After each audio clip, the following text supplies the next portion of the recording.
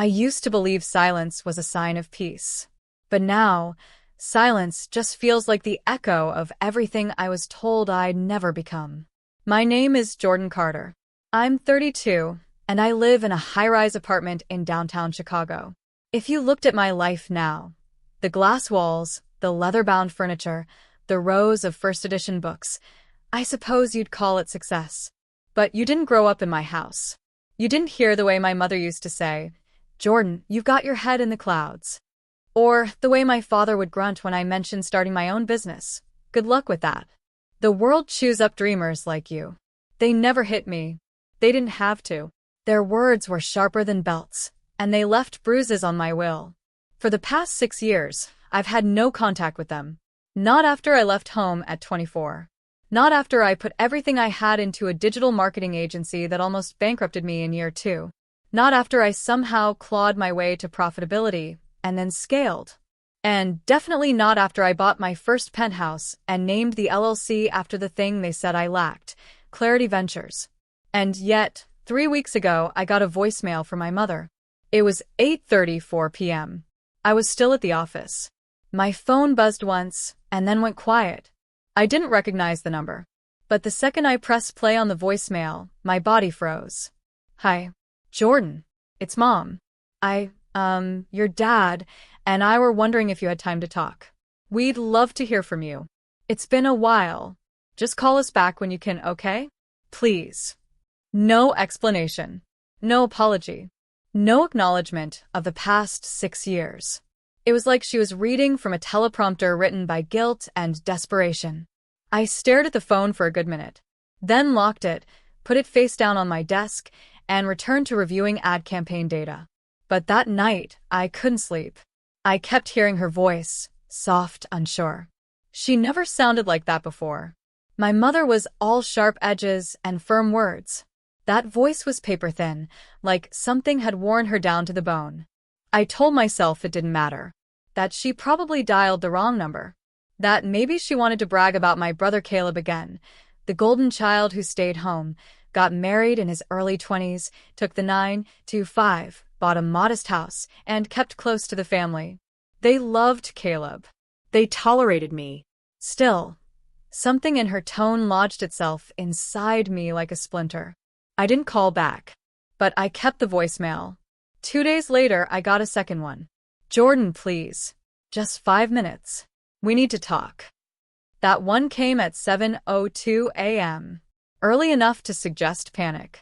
I didn't recognize the tone either. It was deeper, urgent. It wasn't just a wish to talk. It was a need. I didn't respond, not because I didn't want to, but because I didn't know who I'd be if I did. The 32-year-old with control and confidence? Or the 17-year-old begging for approval from people who weaponized every mistake? Still, I started noticing things I hadn't before. A letter arrived at my office, handwritten. No return address. Inside was a card that said simply, "You've become someone we don't deserve, but we hope you'll forgive us." It wasn't signed. I asked my assistant Megan if she'd seen who dropped it off. She shook her head. "It was already in the mail bin this morning," she said. I tossed it in the drawer under my desk. Tried to ignore how my heart kept hammering every time I glanced at it. That weekend, I took a walk down Lakeshore Drive. It was windy, late spring chill still fighting the heat. The waves clashed loudly against the rocks. I liked it here. It reminded me of the push-pull in my mind, noise disguising chaos. And that's when I saw them. My parents. They were across the street, standing at the corner like they didn't know where to go. My mother wore the same trench coat she used to wear to church. My father looked thinner, his broad-shouldered frame reduced to something almost frail. They didn't see me. I stood frozen behind a bus shelter, half-hidden. They looked lost. And just like that, I walked away. I didn't run. I didn't call out. I just turned and walked as if my shoes were filled with cement. Because I didn't know how to talk to ghosts. Back home that evening, I poured myself a glass of bourbon and stared out the window. Below me, the city pulsed with lights, lives, and late-night sirens. Somewhere down there were 2 people I hadn't spoken to in over half a decade. And now they were showing up unannounced? What did they want? Guilt? Forgiveness? Money? That night, as I lay in bed, I couldn't shake the feeling that I'd missed something, some clue, some invisible thread pulling tight. I finally gave in and searched for them online. Just basic searches. Nothing came up at first. But then I found a post buried in a neighborhood Facebook group. Can anyone recommend a good attorney for a foreclosure defense in the Lincoln area? Posted by M. Carter. I stared at the screen. Foreclosure? I remembered the house. Pale yellow, 2 stories, white shutters. Perfectly trimmed hedges. My prison for 18 years. Foreclosure meant desperation. I leaned back in my chair, rubbing my temples. They hadn't reached out for love. They'd reached out because they needed something. I wanted to scream, but instead, I whispered to the empty room, "I told you I'd make it." The room didn't reply, but my phone buzzed again. Voicemail. From my father. "Jordan, it's Dad. Look, I know we weren't perfect. We messed up, but we need your help. Please." I wouldn't ask if it wasn't serious. I'm sorry. My father never said sorry. Not once. Not even when he missed my high school graduation because he had work. Not when he told me, "You're just not cut out for this world." I sat there, numb. And that's when I realized something deeply disturbing. They weren't just back. They were desperate. And I wasn't ready for what that meant. I spent the rest of that evening pacing around my apartment, trying to shake off the disquiet clinging to my skin like humidity in late July. No matter how many times I replayed the conversation, I couldn't make sense of it. My mother's voice had sounded so different, so soft, almost apologetic. My father, usually the one with the booming, disdainful certainty, had barely said anything at all. It was as if they were reading from a script they hadn't rehearsed enough. I poured myself a glass of water, gripping the counter's edge as memories pressed in, uninvited and relentless. The nights I'd lain awake as a teenager, listening to their muffled arguments about me, how I was a disappointment, a daydreamer wasting time on ideas that would never amount to a dime. I'd tried to harden myself against it, but back then, every careless word felt like a branding iron. Even now, my chest tightened remembering it. Yet something about tonight was different. For the first time, there was an unfamiliar note under their words, a kind of fragility. As if the pillars holding up their smug certainty were crumbling, and they didn't know how to rebuild them. I told myself I was imagining it. After all, wasn't that what they'd always said? That I was too sensitive, too prone to seeing things that weren't there? Maybe this was just another example of my so-called overactive imagination. Still, doubt seeped through the cracks in my logic. The next morning, I woke to an email from my mother. The subject line was simply, "Hi." I stared at it for a long time before I clicked. "Hi, sweetheart. I hope you're well. We were wondering if you might have time this week to talk again. Your father has been thinking a lot about the past. Let us know when you're free." My thumb hovered over delete. A small, petty part of me wanted to erase the message and pretend it never arrived. But curiosity kept my hand still. What did they mean thinking about the past? They'd spent decades doing the opposite, burying it in shallow graves.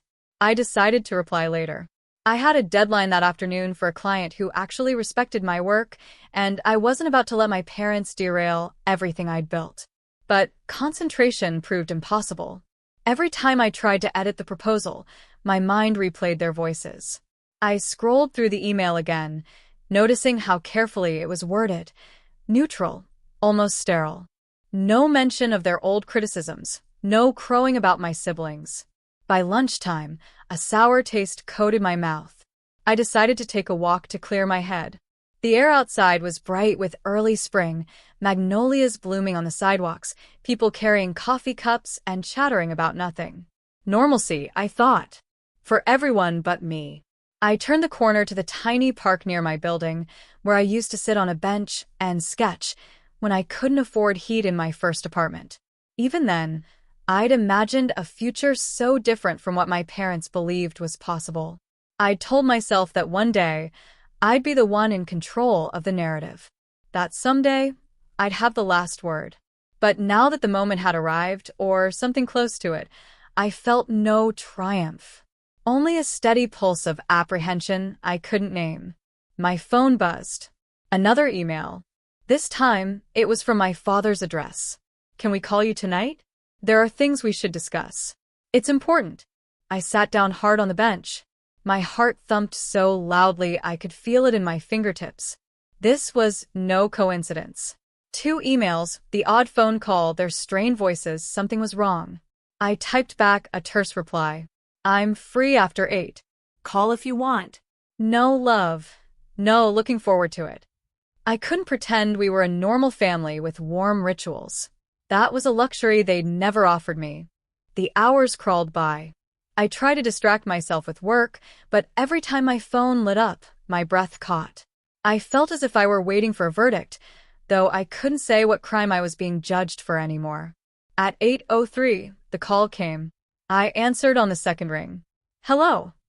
Hi. My mother's voice again. She sounded hesitant. Thank you for talking with us. I didn't respond. I heard my father clear his throat in the background. We've been thinking, she continued, about how things have been between us. And some things have come up. I closed my eyes. My pulse drummed at my temples. What things? I asked carefully.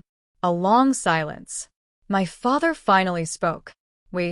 Well, it's difficult to say this, but we've had some setbacks.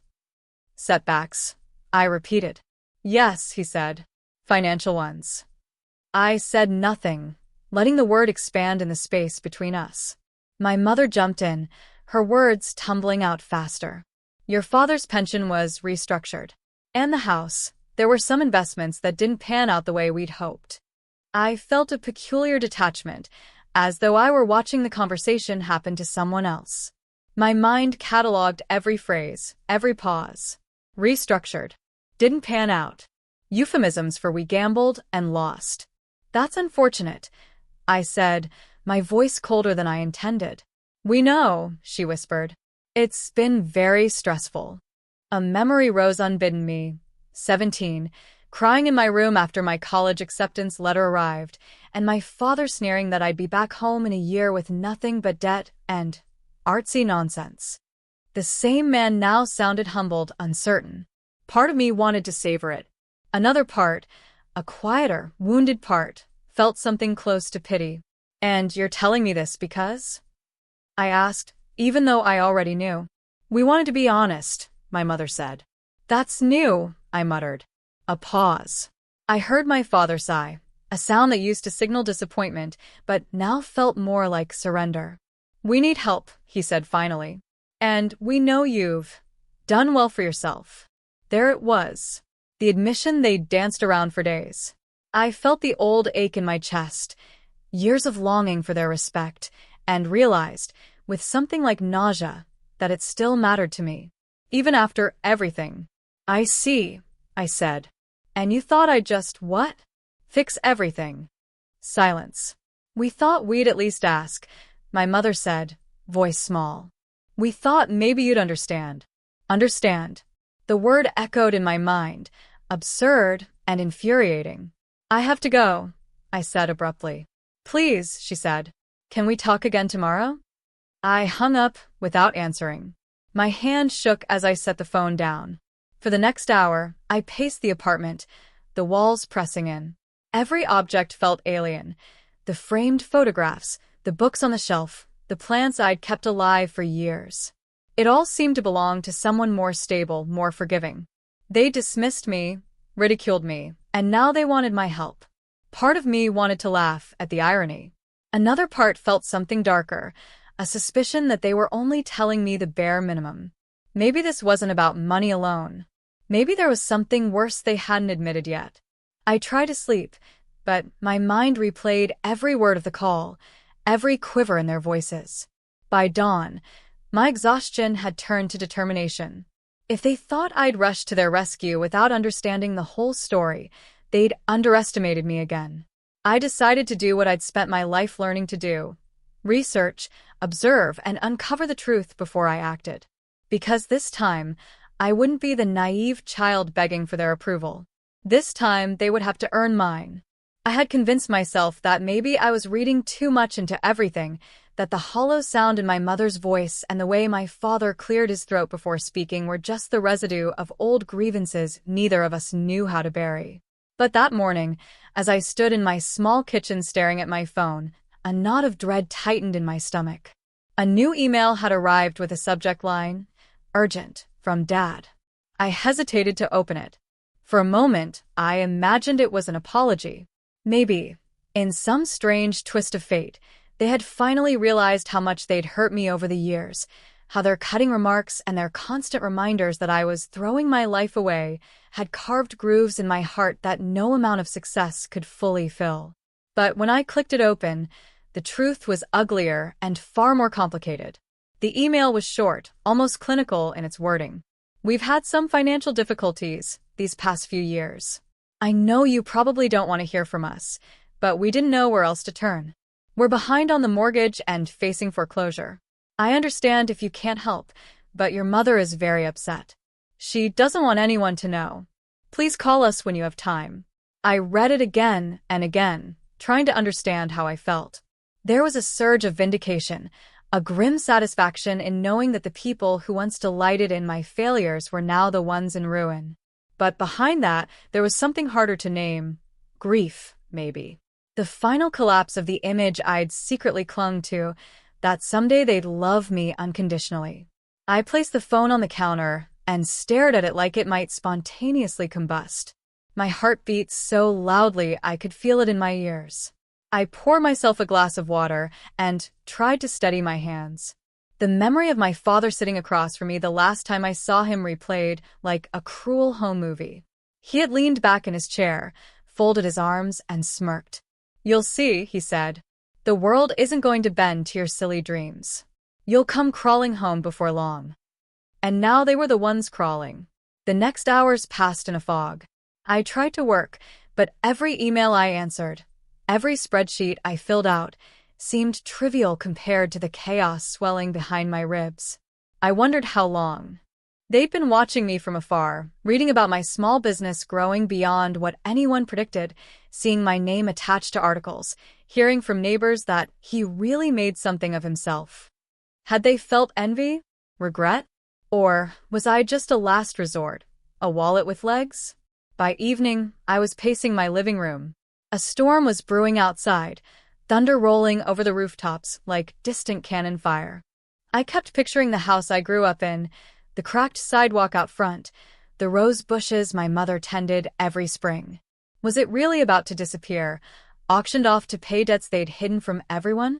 When the phone rang again, I nearly dropped it. My mother's number flashed across the screen. I didn't want to answer. I needed more time. But something inside me, some tired loyalty or curiosity, made me press the green button. "Hello." My voice came out hoarse. There was a pause on the line, just the sound of her breathing. Then she spoke, and I felt all the old wounds split open at once.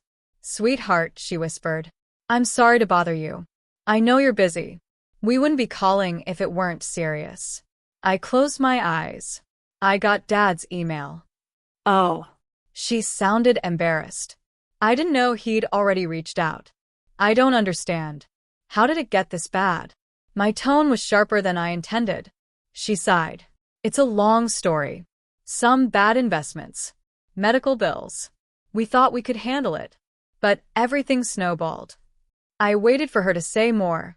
Some acknowledgement of how she'd treated me, of how she'd mocked my ambitions until the day I left. But she didn't. Just silence, broken only by her ragged breaths. I pressed. "And now you need help." "Yes." Her voice broke. I wish there were another way. Lightning flashed outside, illuminating the walls. I felt like a child again, sitting in my dark bedroom, listening to them argue about how I'd never live up to anything. "You know," I said quietly, "when I started my business, you told everyone I was wasting my time." "That's not fair," she whispered. "We were scared for you." "No," I said, feeling the anger bloom hot and sudden in my chest. "You were ashamed of me." A sob crackled through the line. I pressed the heel of my hand to my forehead, wishing I could stop the memories rushing in. Every dinner table lecture, every dismissal, Every time they reminded me I was a disappointment. But beneath the anger, another truth began to surface, ugly and undeniable. They were desperate. Maybe more desperate than they'd ever been in their lives. "I don't know what you want me to say," I murmured. There was another long pause. Finally, she said, I hoped you might consider helping us. Even a little." I didn't answer. I couldn't. Because in that moment, it wasn't enough just to hear her say she needed me.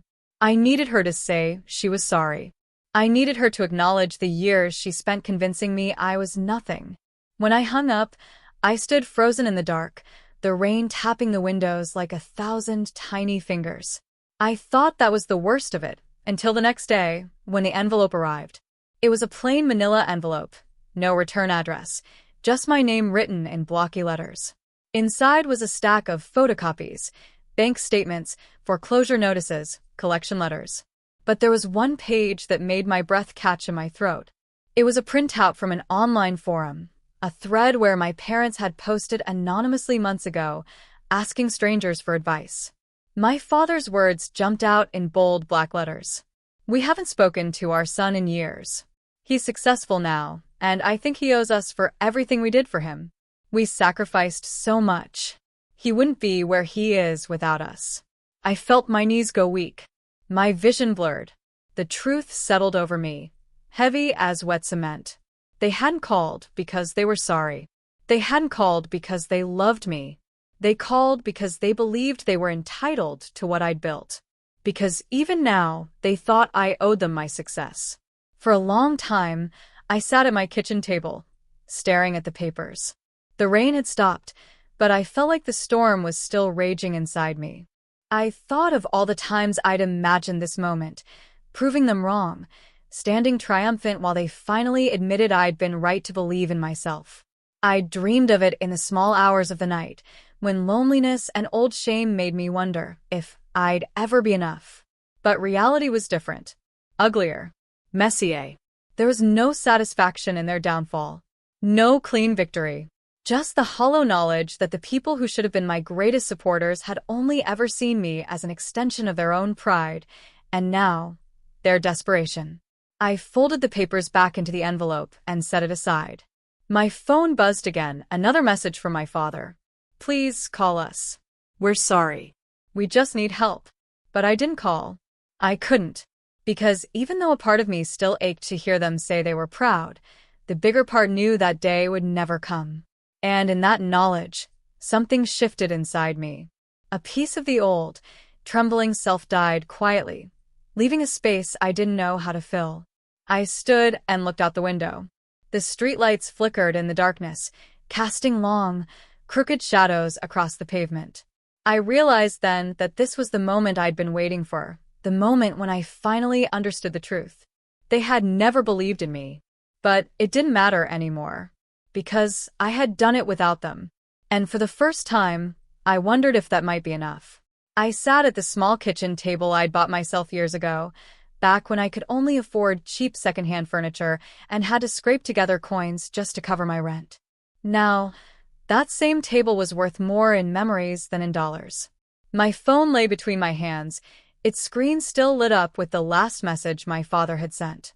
"Please call us back. We need to talk. It's important." The words pulsed like a heartbeat. I felt a strange calm settle over me, the kind of calm that only comes right before a storm.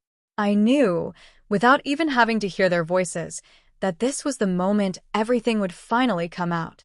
I pressed the call button. The ringing seemed to last forever. I half hoped they wouldn't pick up. Maybe if no one answered, I could pretend none of this was happening, that I could stay in this twilight space between revenge and forgiveness, between my past and my present. But then my mother's voice, thin and hesitant, crackled into my ear. "Hello." I swallowed. "Hi, Mom." There was a long pause before she spoke again. I didn't think you'd call back." "Yeah," I said, my voice flat. "I'm sure you didn't." Silence stretched between us. I pictured her in their old kitchen, the one where I used to do my homework while she told me I was wasting my time dreaming. My father was probably standing behind her, arms folded, trying to look stern even though he was the one who'd sent the message begging for help. She cleared her throat. We need to talk to you about something. I let the quiet hang there, refusing to make this easy. Finally, she rushed ahead, words tumbling over each other. We've had some financial setbacks. Your father made some investments that didn't work out. We're in a difficult situation. I could almost hear my father bristle at her phrasing, difficult situation. The last time I'd called what I was going through difficult, he told me to grow up and stop making excuses. And you're coming to me, I said softly, because you think I can bail you out. More silence. Then my father spoke, his voice hoarse but still trying to sound authoritative. We're not asking for charity. We know you're doing well now. We thought you could help. Help, I repeated. After everything. My hands were trembling. Part of me wanted to hurl the phone across the room. Another part of me wanted to laugh, because it was absurd how predictable this all was. I know we weren't always supportive, my mother began. I cut her off. Supportive? You told me I'd fail. You told me I'd embarrass the family. You told me I was worthless. Her breath hitched. We didn't mean it like that. I closed my eyes, feeling the old anger rise, hot and jagged. How exactly did you mean it? She said nothing. I heard my father sigh, and for a moment, he sounded old. Older than I'd ever imagined him being. You have every right to be angry, he said. But things were different back then. We thought we were doing what was best. A hollow laugh escaped me. By crushing every hope I had? That's not fair. My mother snapped, her voice suddenly sharp. We gave you everything. No, I said, my tone quiet but final. You didn't give me everything. You gave me a script I was supposed to follow. When I refused, you decided I wasn't worth believing in. The silence that followed felt suffocating. I'm not the same person you left behind, I continued. I built my life without you. Every dollar I have, every success, I earned it despite you telling me I couldn't. My father cleared his throat, but I cut him off before he could speak. You don't get to pretend this is just about money, I said. This is about respect. About years of being told I was nothing. There was a ragged edge to my mother's voice when she finally whispered, we were wrong. Those 3 words hung in the air, heavier than any accusation. I didn't know if she meant them. Maybe she was only saying them because she had no choice. But for the first time in my life, I realized it didn't matter. I had needed their approval for so long, but now, looking around my apartment, my sanctuary, I felt something uncoil in my chest. Maybe I didn't need it anymore. Please, my father said, voice breaking in a way I had never heard before. We're going to lose everything. I closed my eyes. For a heartbeat, I almost felt sorry for him. Almost. Do you have any idea what it felt like to hear you laugh at me? I whispered. To be told I'd never make it? He didn't answer. A long silence stretched between us, a chasm filled with all the years we could never get back. I need time to think, I said at last. You should have thought about this before you decided I wasn't worth believing in. I hung up before either of them could answer. I sat there, staring at the blank screen, my heart pounding. And for the first time, I realized the power I held in my hands. The silence that followed our confrontation wasn't just external, it lived in me now. My apartment, once a space of ambition and hustle, felt heavier. The echoes of my parents' words, both past and present, clung to the air like smoke. They had begged. For help. For money. For forgiveness. The same people who once told me I'd never make it, never be good enough, were now at my feet. I should have felt victorious. But I didn't. I felt hollow. Because revenge isn't always satisfying. Sometimes it's just sad. I sat by the window that night, sipping tea that had long gone cold. The city moved on without me. I watched people walking home from work, others laughing in cafes, taxis honking in a rhythmic dance of chaos. Life was continuing while I sat frozen in the aftermath of a moment I dreamed about for years. I used to fantasize about this day. The day they'd come crawling back. I imagined I'd laugh, slam the door, show them my success, and let them wallow in regret. But the reality was more complicated. The begging had come with tears.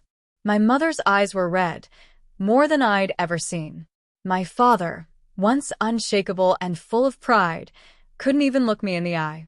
His hands trembled as he handed me the foreclosure notice. His voice cracked when he said, "We didn't know who else to call." And in that moment, I wasn't their successful child. I was still that kid, 10 years old, being told my dreams were stupid, that art was worthless, that I should be more like my cousins, that my passion wouldn't pay bills. But I had paid bills. I had paid every damn bill I ever had alone. They weren't there when I skipped meals to fund my startup. They weren't there when I cried myself to sleep in a freezing studio apartment. They weren't there when I failed, then failed again. And now, when I was finally standing on solid ground, they wanted to lean on me. I took a week off work after that confrontation. My assistant handled meetings. My clients were patient, but I couldn't focus. I was unraveling in slow motion. Sleep became elusive. I replayed our conversation in my head, over and over. My mother's apology. My father's silence. The moment my hand brushed against the envelope, they slid across the table. It contained a breakdown of their debt. Over $280,000. Decades of bad decisions. Loans. Lavish vacations they couldn't afford. Helping out relatives who never paid them back. Investments gone wrong. They didn't just need money. They needed a miracle. By day 3, I started reading old journals I'd locked away. The ones from my teenage years. The ones full of rage. I wish they would just disappear. They laughed at me again today. I won't let them break me, no matter how much it hurts. I had written those words at 13. And now, at 31, they still echoed like I wrote them yesterday. Was I supposed to forget all of that? Just erase the pain? Or worse, was I supposed to pretend they hadn't tried to erase me? By day 5, I visited them again.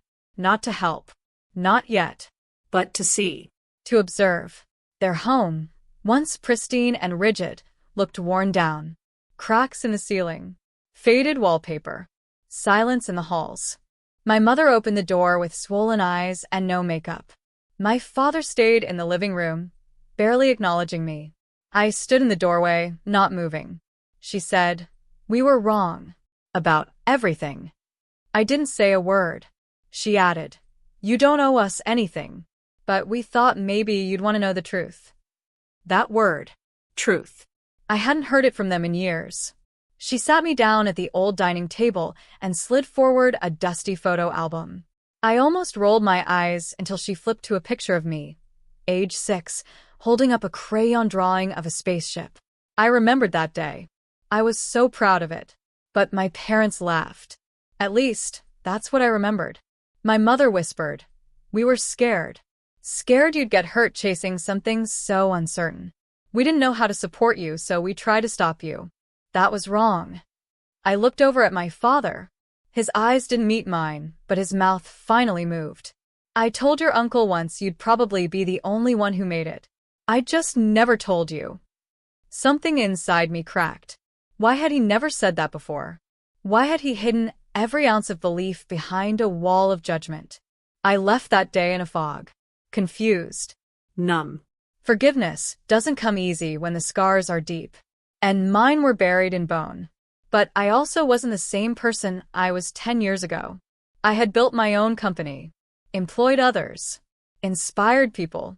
I had risen from the ashes of their doubt. I had become someone they didn't believe I could be.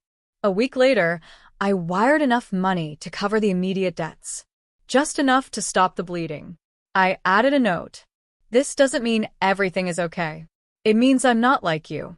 I didn't hear back right away. But I didn't need to. Life resumed slowly. I returned to work, but with a new heaviness.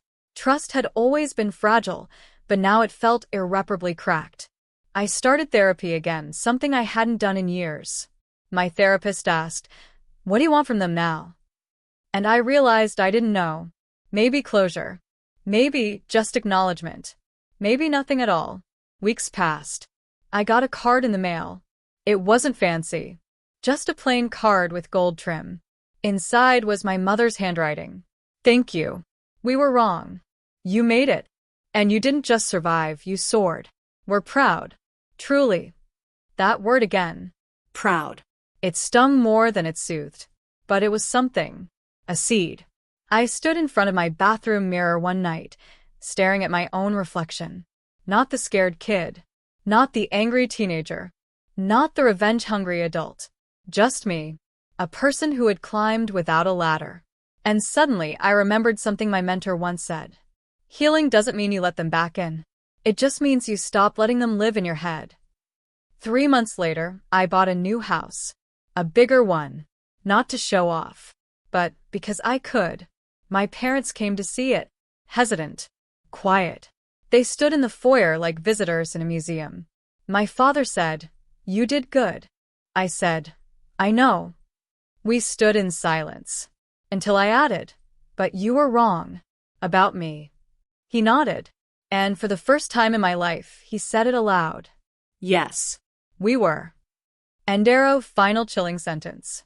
And just as they stepped outside, I closed the door, not to shut them out, but to finally set myself free.